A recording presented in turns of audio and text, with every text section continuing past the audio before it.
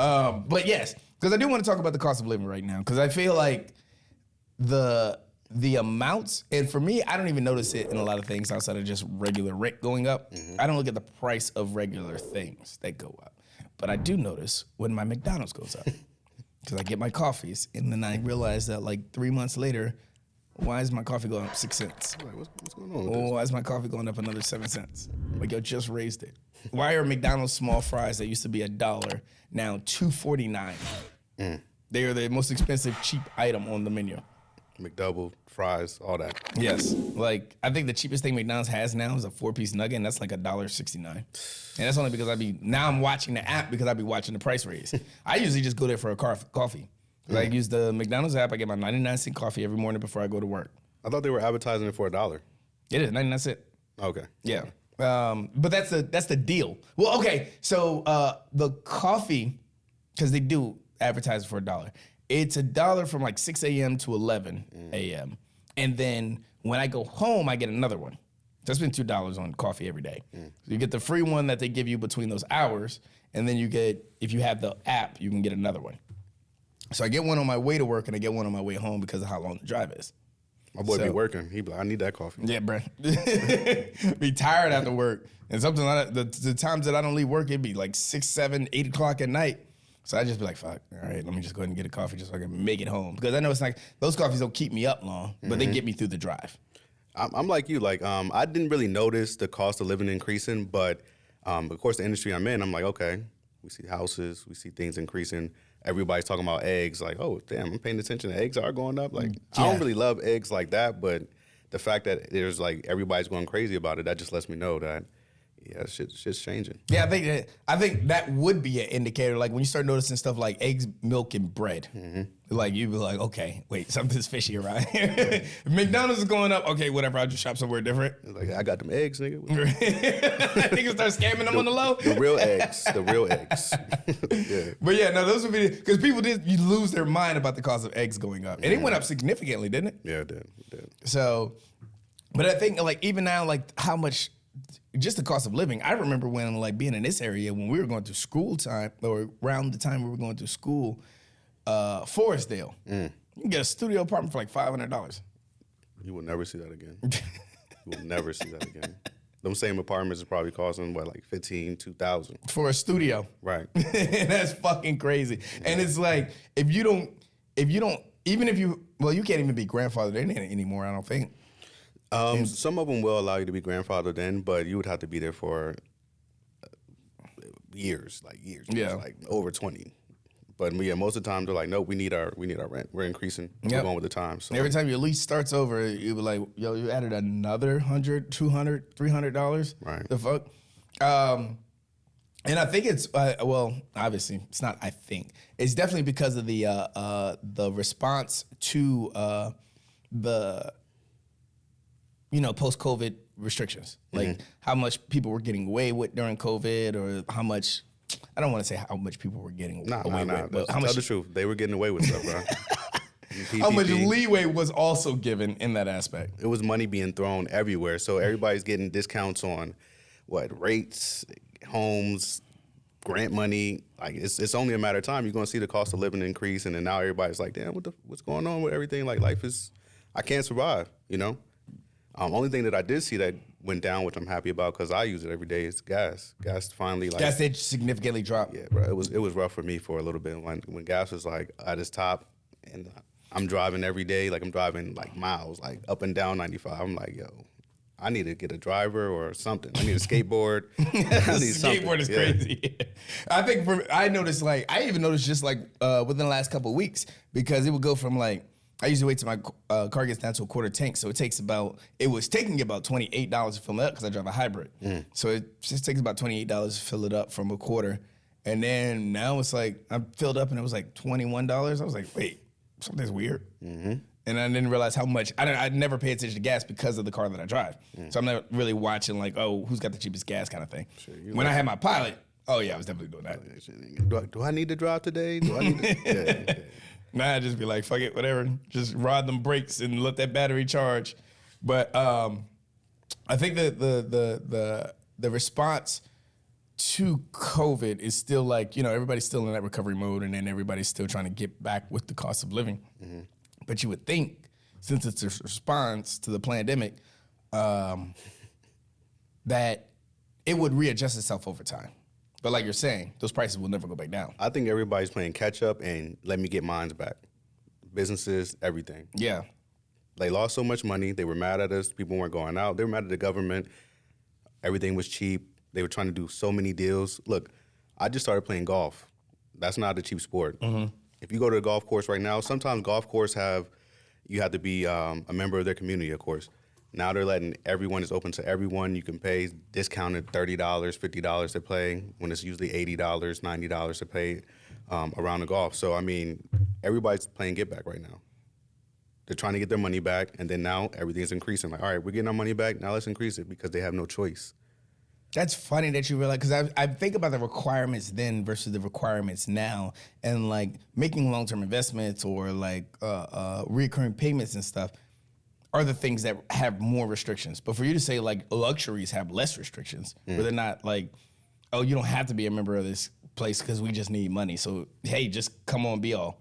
Yeah. All right, I notice a lot of businesses like, the bar that I'm always at, they finally got mobile pay. Yeah, because they moved slow on a lot that where they weren't getting. It took forever for them to get Grubhub and Uber Eats and stuff like that. So they were late to that game. Yeah, they want to make money. You gotta pivot. Yeah, they finally moved over to fucking mobile. Like they changed their whole POS system. So they finally went over to the mobile pay process as well. So, but yeah, there's like a lot of businesses saying we lost too much money. Now it's time for us to play catch up. Yep, we're gonna we got you in the discount, bring you in a little bit. Now we're gonna go ahead and just increase everything, and that's what's associated with. That's life right now. Yeah, the closeout sales, I'm loving those though. Oh yeah, the stores that are like 90% off everything. I'm like, yeah, let me swing by here. I don't even know if I need anything, but I just want to. I can't even eat today, but let me get this 90% off. Let me do it. Yeah, I feel it, man.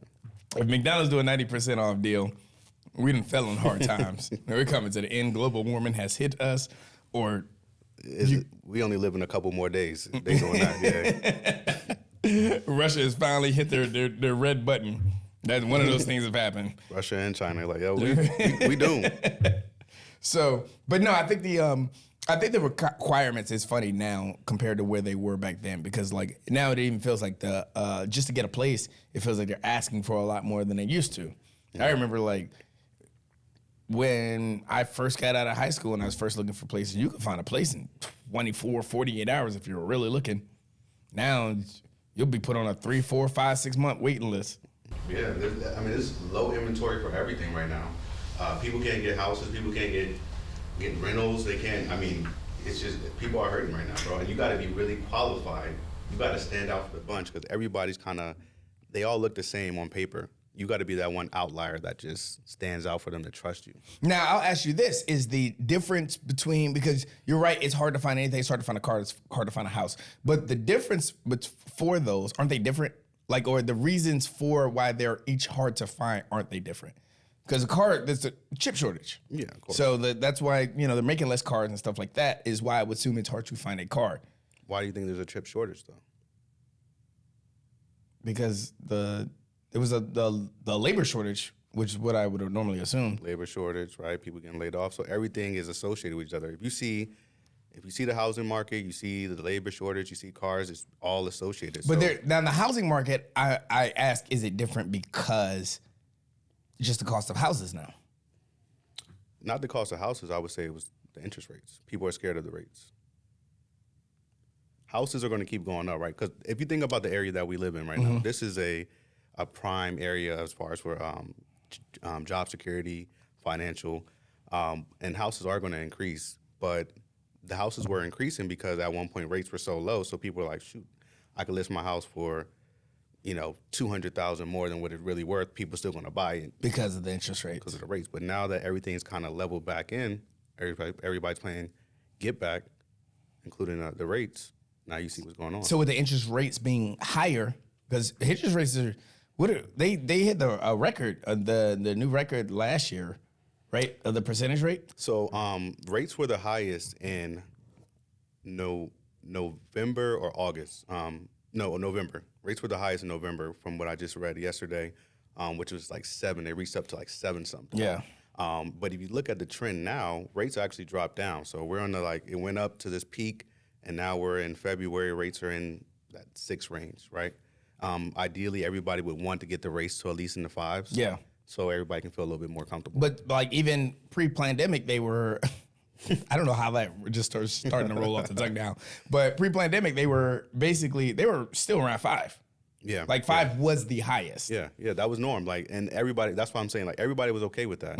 4, 4.5, 5. Everybody's like, okay, cool. But then they started getting greedy. Yeah. Everything's on a discount. Rates, somebody got a home for 1.5. That's almost a house for free. Yeah. You know. And the car rates is ridiculous. I know people that just refuse to buy a fucking car. Except Chino. Shout out to Chino. He's got a car rental company. Yeah. So if you need something nice and sporty, that's the nigga to reach out to. Reach out to him, man. I was just talking to Chino. Well, you don't know, but I was just talking to Chino 2 nights ago, and we was talking. Oh, that's crazy, because that nigga don't pick up when I call. He called me like, "Are you good?" I'm like, "Yeah, I'm chilling, bro." So he hit me up like, "Yeah, give me a call," and I called him, and he was like, "Yo, so how business doing?" He started talking about business, and talking about his business, and I let him go into his avenue, but he was just seeing, because his business is doing a certain thing, has that affected the real estate industry? And me and him had a long conversation about that, how it all plays into one big circle. Yeah. I don't know. It's a crazy time that we're in right now, because you don't see what the after effect is going to be of all this. People are rooming together more. People are buying less houses, and you don't see a lot of people moving into that phase where they're going to start making more money that fast to catch up. It seems like the cost of living is increasing more than the income that people are receiving. That is true, like, man. Even in I always tell people, if you work in D.C., chances are you don't live in D.C. If you live in D.C., you probably live in a very bad place, and you probably work in a different city. Or you work a very minimal, not very minimum wage, but a very low-paying job in D.C. That's just how that works. Just to sustain that income, maybe. Because D.C., even if the lower incomes, unless you're in Southeast, but they clean up Southeast right now a lot. But, I've been doing that for 10 years. Yeah, exactly. But, they trying to get people to move out there and clean up and move them out this way. So, it's still high out there. And it's a funny thing about that. And that's why I love the Northern Virginia area. Because I always say, if you work in D.C., you probably live south of Virginia. And if you live in, say if you work in Woodbridge, you probably live in Fredericksburg or Stafford. Mm-hmm. And it's that trend. It's you just kind of keep moving souther or more souther. You probably keep moving more south. But because of where we're at, the metropolitan area, we don't mind the commute. Right. There's the difference between this metropolitan area and somewhere the city of New York, where they just don't use transportation like that. Yeah, I want you to touch back on the cost of living. Like you were saying, Woodbridge, you said there was you can get a studio for $500. This is 12, 15 years ago. Excuse me. Think about Woodbridge now. The average. How much do you think the average home costs in Woodbridge? Home? You're probably talking high 2. Excuse me. Yeah, probably about high $2,000, I would think. Well, I'm talking about overall cost. Oh, the cost of a house. Shit. I would say the average is around 4 to 5. 450. Damn, I'm good. I don't know shit about real estate. But yeah, $450,000 is the average cost of houses around here. Mm-hmm. Sorry. Gotta drink some water, nigga. You get that tickle in your throat? You good? Yeah. Yeah, you get that tickle in your throat. That should be fucking up. Pause. But so $450 is the average cost. So back in the day, man, $350,000, $300,000, $200,000 townhouse, $180,000 townhouse with 6 rooms. So if Woodbridge or Prince William is $450,000, what do you think Stafford is? It's probably around $350,000. Yeah, Stafford isn't too far off. So I imagine. So the cost of living is just going up substantially. So you gotta live Spotsylvania, all that area to survive. You got to damn near be in North Carolina for you to. And I don't know how bad the cost of living is in North Carolina, but fucking shit.